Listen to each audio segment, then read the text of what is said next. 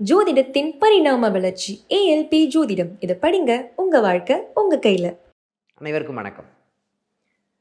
இன்றைக்கி பேச போகிற விஷயம் என்ன அப்படின்னு பார்த்திங்கன்னா, ஏஎல்பி லக்னம் பூர நட்சத்திரம். இந்த பூர நட்சத்திரம் வரும்போது இன்னொரு விஷயமும் நம்ம இந்த நிகழ்வில் நம்ம பேசணும். என்னென்னா, குலதெய்வம் சம்மந்தப்பட்ட விஷயங்கள் எனக்கு எப்படி சாதகமாக இருக்கா இல்லையா, ஃபேவரபுளாக இருக்குமா, குலதெய்வம் சம்மந்தப்பட்ட விஷயங்கள் எப்படி இருக்கும், குலதெய்வ வழிபாடு என்ன பண்ணணும் அப்படின்னு நிகழ்வு பண்ணலாமா? பண்ணலாம். இந்த குலதெய்வம் என்ன செய்யும் அப்படின்ற ஒரு நிகழ்வு பார்த்தீங்க அப்படின்னு பார்த்தீங்கன்னா, நம்ம செய்கின்ற வினைகள் என்ன வினைகள், எப்படி அந்த வினைகள் நம்முடைய தாக்கத்தை ஏற்படுத்தும் அப்படின்னு பார்த்தீங்கன்னா, இப்போது ஒரு ஏஎல்பி லக்னம் பூர நட்சத்திரம் போயிட்டுருக்கு. எனக்கு எது சம்பந்தப்பட்ட திங்கிங் அதிகமாக இருக்கக்கூடிய தன்மை இருக்கும், மனப்போராட்டங்கள் அதிகமாக இருக்கக்கூடிய திங்கிங் இருக்குமா? இருக்கும். ஒரு விஷயம். ரெண்டாவது விஷயங்கள் என்ன அப்படின்னு பார்த்தீங்கன்னா, இந்த சுக்கிர பகவான் சாதகமாக இருந்ததுன்னு வச்சுக்கோங்களேன், என்னுடைய வாழ்க்கை சாதகமாக இருப்பதற்குண்டான தன்மை இருக்குமா? இருக்கும்.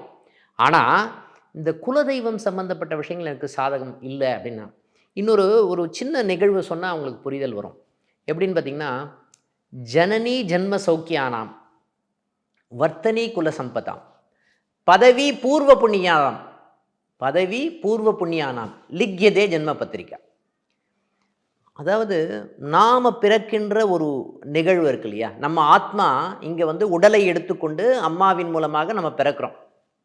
ஓகேங்களா? நம்ம ஆத்மா பிறக்கிறது, அதுக்கு உடல் வேண்டும். இந்த உடலை கொடுத்தவர் அப்பா. ஓகேவா? அம்மா அந்த பிண்டம் வளருவதற்கு காரணம் அந்த அம்மா வயிற்றில் அது வளருது அப்படின்ற நிகழ்வு இருக்குது. அப்போது அம்மா அப்பா சம்பந்தப்பட்ட டிஎன்ஏக்கள் நம்ம உடலில் இருக்கா? இருக்குது. அப்போ நம்ம உடம்புல இருக்கா? இருக்குது. அப்போது அம்மா சம்பந்தப்பட்ட டிஎன்ஏ சாதகமாக இருக்கா, அப்பா சம்பந்தப்பட்ட நிகழ்வுகள் சாதகமாக இருக்கா அப்படின்ற விஷயம் நம்ம ஜாதகத்தில் இருக்கும். நம்முடைய ஸ்டேட்டஸ்ன்னு சொல்லுவோம் இல்லையா, பதவி அப்படின்னு சொல்லப்படுகின்ற விஷயம், நம்முடைய பதவின்னு சொல்லப்படுகின்ற விஷயம்னா நம்முடைய ஸ்டேட்டஸ்ன்னு அர்த்தம். ஓகேங்களா? நமக்கு கிடைக்கின்ற கௌரவம் எதை பேஸ் பண்ணி இருக்கு? ஓகேங்களா? நாம் எந்த பதவியை வகிக்க போகிறோம்? ஏன்னா நம்முடைய பதவியை பார்த்து தான் நமக்கு மரியாதை கொடுக்கக்கூடியவர்கள் கொடுப்பாங்க. நான் சொல்கிறது வேலை சம்பந்தப்பட்ட தொழில் சம்பந்தப்பட்ட பதவி மட்டும் பதவி கிடையாது.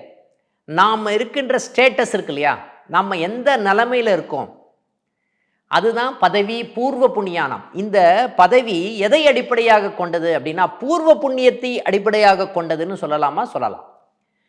இந்த பதவியை யார் கொடுப்பார்கள்? பூர்வ புண்ணியத்தை அடிப்படையாக கொண்டு இந்த பதவிகள் வருகிறது.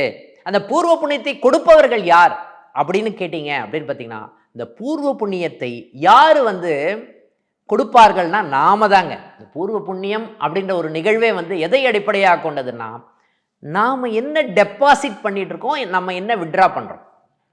போன ஜென்மத்தில் நாம் செய்த வினைகள் அப்படின்றது டெபாசிட் அப்படின்னு சொல்லலாம். நாம் என்ன விட்ரா பண்ண போகிறோம், போன ஜென்மத்தில் நாம் செய்த டெபாசிட் தான் இந்த ஜென்மத்தில் நாம் செய்த வினை. சரி சார், இந்த நிறைய பிரச்சனைகள், நிறைய வாழ்க்கையில் நிறைய போராட்டங்கள் இருக்கக்கூடிய தன்மைகள் எனக்கு இருக்குது. அப்போ நான் என்ன டெபாசிட் பண்ணியிருக்கேன், என்ன விட்ரா பண்ண போகிறேன் நான் அப்படின்ற நிகழ்வுகள் எதை அடிப்படையாக கொண்டுனா, நம்முடைய மனசு அடிப்படையாக கொண்டிருக்கிறது, நம்முடைய குலதெய்வம் சம்பந்தப்பட்ட விஷயத்தை அடிப்படையாக கொண்டிருக்கிறதுன்னு சொல்லலாமான்னா சொல்லலாம். அப்போ நம்மளுடைய குலதெய்வம் சாதகமாக இருக்கா? ஓகேங்களா? குலதெய்வம் பாதகமாக இருக்கா? இப்போ ஏஎல்பி லக்னம் எனக்கு பூர்வ பல்குனி நட்சத்திரம் போயிட்டுருக்கு, எனக்கு குலதெய்வம் சம்பந்தப்பட்ட விஷயங்கள் சாதகமாக இல்லை அப்படின்லாம் யாரெல்லாம் சொல்கிறீங்களோ, இப்போது இந்த சைவம் வைணவம் இந்த சம்பந்தப்பட்ட விஷயத்தெல்லாம் விட்டுருங்க. இந்த சைவமாக இருப்பவர்கள் நம்ம என்ன பண்ணலாம், வைணவமாக இருப்பவர்கள் என்ன பண்ணலாம் அப்படின்ற ஒரு நிகழ்வு பேசலாமான்னா பேசலாம். இப்போது இந்த காலகட்டத்தில் நம்ம வைணவம் அப்படின்னு எல்லாருமே சில பேர் பார்த்திங்கன்னா பெருமாளையும் கும்பிடுவாங்க, சில பேர் சிவனையும் கும்பிடுவாங்க. இந்த மாதிரி நிகழ்வுகள் இருப்பவங்க யாரை வழிபாடு செய்யலாம்? விஷ்ணு சகஸ்ரநாம பாராயணத்தை கேட்டாலே பார்த்திங்கன்னா இந்த காலகட்டம் உங்களுக்கு சாதகமாக இருக்கக்கூடிய தன்மை இருக்குமா? இருக்கும். அப்படின்ற நிகழ்வு இருக்கா? இருக்குது. ஓகேங்களா? 2வது, இப்போ நம்ம பண்ண விஷயம் என்ன அப்படின்னு பார்த்தீங்கன்னா, காமேஸ்வரி வழிபாடு அப்படின்ற ஒரு நிகழ்வுகள், காமாட்சி அம்மன் வழிபாடு அப்படின்ற நிகழ்வுகளே சாதகமாக இருப்பதற்குண்டான தன்மை இருக்கா? இருக்குன்னு சொல்லலாம். 2வது பாயிண்ட், காமாட்சி அம்மன் வழிபாடு. ஆண்டாள் வழிபாடு உங்களுக்கு சாதகமாக இருப்பதற்குண்டான தன்மை இருக்கா? இருக்கு அப்படின்னு சொல்லலாம். சரபேஸ்வரர் வழிபாடு உங்களுடைய வாழ்க்கையை மாற்றக்கூடிய தன்மை இருக்குமா? இருக்கும். இல்லை சார், நான் எனக்கு மகாவிஷ்ணுடைய அம்சம் வேணும். எனக்கு கருடர் மேலே இருக்கிற மகாவிஷ்ணு, நீங்கள் கும்பிடப்படுகின்ற தெய்வம் கருடர் மேலே இருக்கிற மகாவிஷ்ணு. ஏன்னா உங்கள் குலதெய்வம் சாதகமாக இல்லை, எனக்கு குலதெய்வம் தெரியல அப்படின்றவங்கெல்லாம் இந்த தெய்வத்தை கும்பிட்டாலே பார்த்தீங்கன்னா உங்களுடைய நிகழ்வுகள் சாதகமாக இருப்பதற்குண்டான தன்மை இருக்குமா? இருக்கும். இப்போ கருடர் அப்படின்ற கருடர்ன்ற பறவை மேலே இருக்கிற மகாவிஷ்ணு, இந்த ஃபோட்டோவை மட்டும் உங்கள் ப்ரொஃபைல் பிக்சராக வச்சுக்கோங்க. இது சம்பந்தப்பட்ட நிகழ்வுகள் உங்களுடைய குலதெய்வத்தை உங்கள் வீட்டுக்கு அழைத்து வருவதற்குண்டான தன்மையை கொடுக்குமா? இருக்கும். மகாவிஷ்ணுனுடைய அம்சம் தான் பார்த்தீங்கன்னா உங்களுக்கு கிருஷ்ண பரமாத்மான்னு சொல்லுவோம். அப்போ கீதோபதேசம் அப்படின்ற நிகழ்வை கேட்டாலே, விஷ்ணு சகஸ்நாம மந்திரத்தை கேட்டாலே, எனக்கு சொல்ல தெரியாது சார், பரவாயில்ல சார், விஷ்ணு சகஸ்நாம மந்திரத்தை கேட்டாலே அது சம்பந்தப்பட்ட நிகழ்வுகள் உங்களுக்கு சாதகமாக வருவதற்குண்டான தன்மை வருமா? வரும்னு சொல்லலாம். நாம் பொருளாதாரம் சம்பந்தப்பட்ட விஷயத்தில் எப்படி சார் மேன்மையாக போகிறது? அதாவது நின்றான், கிடந்தான், இருந்தான் அப்படின்னு சொல்லப்படுகின்ற பெருமாள் சொல்லுவான் இல்லையா?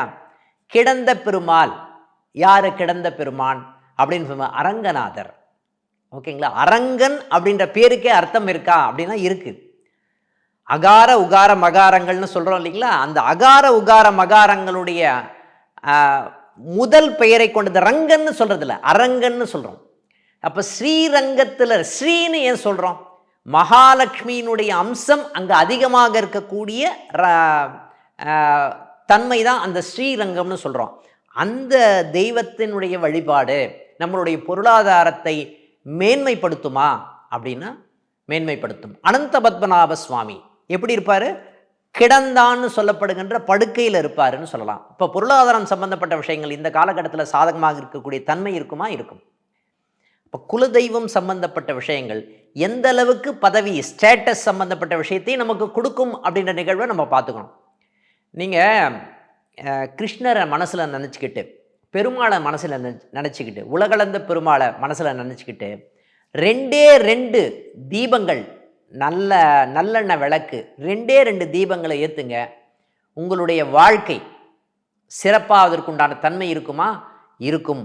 அப்படின்ற ஒரு நிகழ்வோட அடுத்த நிகழ்வில் சந்திப்போம். நன்றி, வணக்கம். சித்தர் பூமி.